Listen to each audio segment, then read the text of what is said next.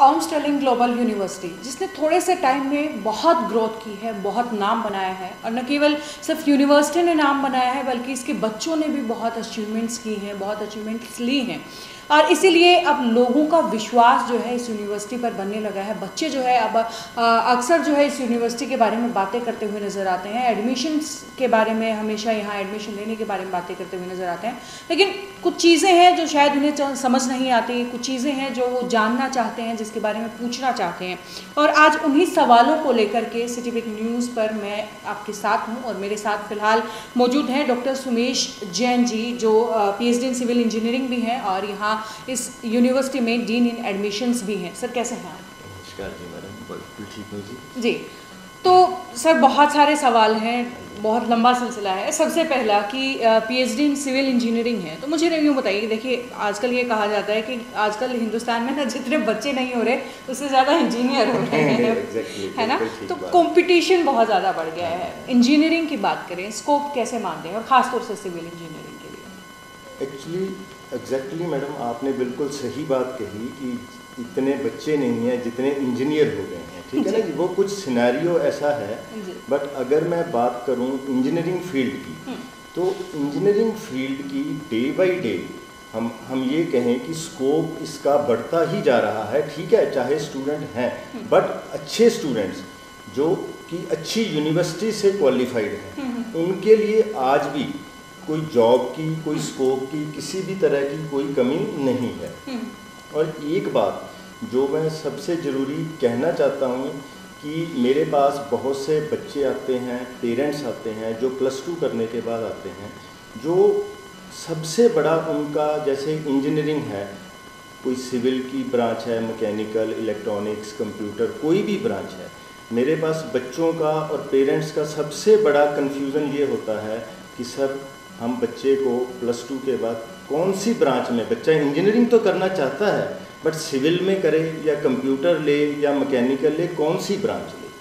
तो मैं उन सभी को ये कहना चाहता हूँ कि ब्रांच या कोर्स कोई भी मैटर नहीं करता। मेरे हिसाब से जो भी सबसे इम्पॉर्टेंट है कि बच्चे का इंटरेस्ट किस फील्ड में है। जिस फील्ड में भी बच्चे का इंटरेस्ट है, हमें उसी फील्ड में बच्चे को एडमिशन दिलाना चाहिए। अगर मान लो बच्चे का इंटरेस्ट कंप्यूटर में है, पेरेंट्स कहें नहीं आप सिविल में जाइए, सिविल में स्कोप ज़्यादा है, तो मेरा मानना है कि हमें पेरेंट्स को भी ऐसा नहीं करना चाहिए। जिस फील्ड में बच्चे का इंटरेस्ट है उसी फील्ड में उसको एडमिशन दिलाना चाहिए। कोई भी फील्ड में, ये मैं आपको गारंटी के साथ कह सकता हूँ, किसी भी फील्ड में बच्चा जाएगा जिसमें उसका इंटरेस्ट है तो उसमें वो हमेशा ज़्यादा कामयाब होगा, अगर इन कंपैरिजन टू कि अगर हम उसके ऊपर अपना कोर्स थोपेंगे। तो मेरा ये मानना है कि उसको उस फील्ड में ग्रो करने दो जिसमें उसका इंटरेस्ट है। रही बात सिविल की, तो सिविल में आज के दिन भी बहुत ज़्यादा स्कोप है। आजकल सबसे, आपने भी देखा होगा, सबसे ज़्यादा इंटरेस्ट बच्चों का रहता है कि हमने फॉरेन जाना है, बहुत ज़्यादा इंटरेस्ट है बच्चों का। और मेरा ये मानना है सिविल इंजीनियरिंग सबसे पुरानी ब्रांच होने के कारण एक ऐसी ब्रांच है जिसमें फॉरेन में बच्चे का सबसे ज़्यादा स्कोप है। डेवलपिंग कंट्रीज़ में इंफ्रास्ट्रक्चर इतना तेज़ी से ग्रो हो रहा है कि सिविल की हमारी जो डिमांड है वो कम हो ही नहीं सकती। मेरा खुद का 5-7 साल का, मैं अफ्रीका में रहा हूँ, वेस्ट अफ्रीका में इसको रहा हूँ, मेरा एक्सपीरियंस है, इतनी ज़्यादा सिविल की डिमांड है, आप मतलब मैं आपको बता नहीं सकता। इसके अलावा आप इंडिया में भी अगर हैं तो इंडिया में अच्छी MNCs हैं, चाहे L&T हो गया, इंफ्रा हो गया, गैमन्स इंडिया होगी, जिसमें बहुत बढ़िया स्कोप है। हाँ, एक बात मैं ज़रूर इसके साथ जोड़ना चाहूँगा कि ये ब्रांच जो है मतलब लड़कियों के लिए थोड़ी सी टफ है, क्योंकि इसमें जो मतलब रफ एंड टफ स्टूडेंट चाहिए जो इसको, क्योंकि इसमें कोई टाइमिंग नहीं होता किसी तरह का, थोड़ा सा टफ जॉब तो है बट स्कोप बहुत ज़्यादा है। चलिए, ये बात आपकी मानने वाली है, लेकिन भाई हमारे देश की लड़कियां किसी से कम थोड़ी ना है, चांद पर भी जाके आ गई हैं। मेरा एग्जैक्टली मैडम, मैं ये नहीं कह रहा कि नहीं, हमारे साथ भी बच्चे थे, लड़कियां भी पढ़ती थी, आज भी सिविल, मतलब थोड़ा सा एक कंप्यूटर को अगर हम सिविल से कंपैरिजन करें तो लड़कियों के लिए वो थोड़ी सी इजी है, थोड़ा सा सिविल में थोड़ा सा, और सिविल थोड़ा सा चैलेंजिंग। चलिए, जिसको चैलेंज लेना पसंद है वो डेफिनेटली लेंगे भी अगर इंटरेस्ट के हिसाब से। सर, उसके बाद अगर बात करें तो लगातार आजकल आप देख रहे हैं प्रोफेसर भी हैं स्कूल ऑफ इंजीनियरिंग में, तो आजकल बच्चे पढ़ तो रहे हैं, मोस्टली जगह क्या होता है कि बच्चे इंजीनियरिंग पास तो कर जाते हैं लेकिन सिर्फ कागजों पर, अगर ज़मीनी हकीकत में उन्हें उतार दिया जाए ना तो एकदम भुचक्के रह जाते हैं। एग्जैक्टली। क्या आप अपने यूनिवर्सिटी के अंदर आप किस तरीके से बच्चों को तैयार कर रहे हैं जिससे जब वो फील्ड में खड़े हो ना तो उन्हें ये नहीं लगे कि हम कहाँ आ गए हैं? ये मैडम आपने बहुत ही बढ़िया प्रश्न किया है। देखो, ये बात बिल्कुल ठीक है। बच्चा कॉलेज में या यूनिवर्सिटी में उसका एम क्या होता है, मोस्टली बच्चों का, मैं सभी बच्चों का नहीं कहता, वो ये होता है कि हमने पेपर देना है, पेपर पास करना है और डिग्री कंप्लीट करनी है। जी। बल्कि ये नहीं, बच्चों का ये एम नहीं होना चाहिए। बच्चों को कोशिश ये करनी चाहिए कि जितनी हम, यूनिवर्सिटी की भी ड्यूटी है जितनी उसको प्रैक्टिकल नॉलेज मिले, और बच्चों को भी प्रैक्टिकल नॉलेज मैक्सिमम गेन करने की कोशिश करनी चाहिए। इसके लिए जैसे हमने ओम स्टर्लिंग ग्लोबल यूनिवर्सिटी ने सिविल में या हर फील्ड में प्रॉपर हमारे पास लैब्स हैं। सिविल में सर्वे की लैब होगी, स्ट्रक्चर की लैब होगी, फ्लूइड मैकेनिक्स की लैब होगी, कंक्रीट की लैब होगी। हमने हर लैब अच्छी तरह तैयार की हुई है और हमारा फोकस ये रहता है कि हम बच्चों को मैक्सिमम प्रैक्टिकल नॉलेज दें। इसके लिए हम बच्चों को डिफरेंट साइट्स पे सिविल के बच्चों को विज़िट करवाते हैं ताकि उनको पता चले कि एक्चुअली कंस्ट्रक्शन का काम साइट पे होता कैसे है। बुकिश नॉलेज एक अलग चीज़ है, बट जो प्रैक्टिकल नॉलेज है इसके लिए सर्वे कैंप लगाए जाते हैं। हम बच्चों को इकट्ठा करके सर्वे करवाते हैं 10-10, 15-15 दिन का। तो ये बिल्कुल आपकी बात ठीक है, ये मेरा भी यही मानना है कि प्रैक्टिकल नॉलेज जितनी बच्चों को, बच्चे यहाँ पर सीख के जाएंगे, फील्ड में जब वो जाएंगे तो उनको उतनी ही परेशानी कम हो। जी, चलिए, ये तो बात रही इंजीनियरिंग की। उसके बाद ओम स्टर्लिंग ग्लोबल यूनिवर्सिटी के कोर्सेज़ की अगर बात करें, क्या क्या कोर्सेज ऐसे हैं जो आपकी यूनिवर्सिटी प्रोवाइड करवाती है?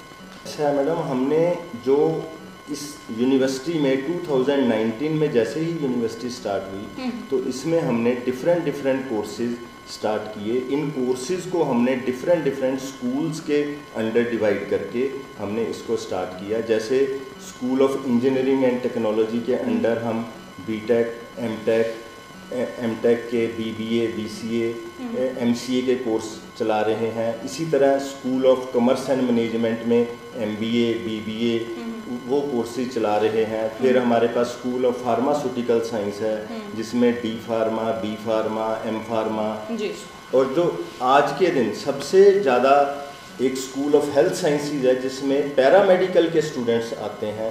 तो ये कोर्स काफ़ी डिमांड में है।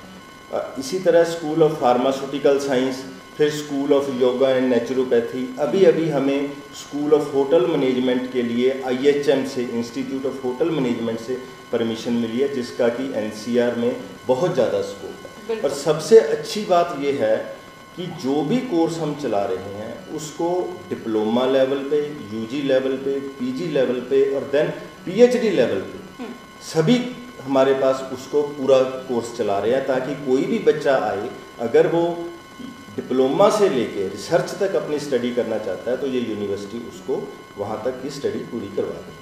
जी, चलिए, ये तो बात हुई कोर्सेज की सर। लेकिन देखिए, बहुत सारे बच्चे ऐसे हैं कि डेफिनेटली आपके पास बहुत सारे कोर्सेज हैं, एडमिशन भी लेना चाहते होंगे, लेकिन उतना कई बार फाइनेंशियली बजट उनका होता नहीं है, स्कॉलरशिप की मदद की ज़रूरत उन्हें पड़ती है। तो स्कॉलरशिप की अगर बात करें, किस तरीके से आपकी यूनिवर्सिटी स्कॉलरशिप प्रोवाइड्स करवाती है स्टूडेंट्स को? स्कॉलरशिप के लिए मैनेजमेंट ने बहुत तरह की हमने स्कॉलरशिप स्कीम्स चलाई हुई हैं। जैसे सबसे पहले तो हमने स्कॉलरशिप सेट का टेस्ट लेते हैं, ठीक है ना, उसके थ्रू हम उसका बच्चे को स्कॉलरशिप प्रोवाइड करते हैं जो उसमें मार्क्स आ रहे हैं। जी।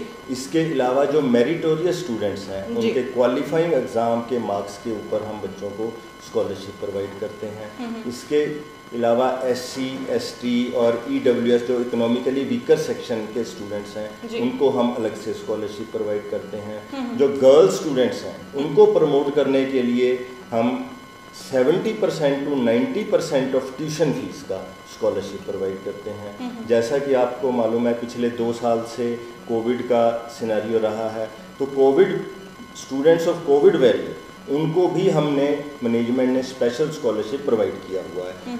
इसके अलावा किसी भी स्टेट का हमारे पास बच्चा है, उसको अगर कोई स्कॉलरशिप उसके स्टेट में मिल रही है, स्टेट गवर्नमेंट दे रही है, वो स्कॉलरशिप भी हमारी यूनिवर्सिटी एनपीएस पोर्टल के थ्रू हम उसको प्रोवाइड करते हैं, ताकि बच्चा किसी भी स्टेट का हो उसको हम स्कॉलरशिप प्रोवाइड करवा सके और बच्चा अपनी एजुकेशन को पूरा कर सके। चलिए, बहुत अच्छी बात है कि पैसे के अभाव में या स्कॉलरशिप की कमियों की वजह से कोई बच्चा जो है आपकी यूनिवर्सिटी में पीछे नहीं छूटने वाला है। उसके अलावा सर बहुत सारे बच्चे हैं आपकी यूनिवर्सिटी की, अगर खासतौर से बात करें बहुत सारे स्टेट्स से हैं, बहुत विदेशों से भी आपके पास बच्चे आते हैं। तो अगर बात करें एडमिशन प्रोसेसर्स की, खासतौर से वो बच्चे जो दूसरे स्टेट से या दूसरी कंट्री से आ रहे हैं, तो उनके लिए प्रोसेसर्स क्या रहता है? एक्चुअली उसके लिए मैडम हमने बहुत डिफरेंट फैसिलिटीज़ यूनिवर्सिटी में प्रोवाइड की हुई है। जो मेरा मानना है, जो बच्चा फ़ॉरेन से आ रहा है, क्योंकि हमारे पास बच्चे ऑल ओवर इंडिया तो आ ही रहे हैं, इसके अलावा नेपाल से आ रहे हैं, बांग्लादेश से आ रहे हैं, नाइजीरिया से आ रहे हैं। तो जब भी पेरेंट्स किसी स्टूडेंट बच्चे को, अपने बच्चे को यूनिवर्सिटी में भेजते हैं, तो उसका सबसे पहला कंसर्न सिक्योरिटी का रहता है।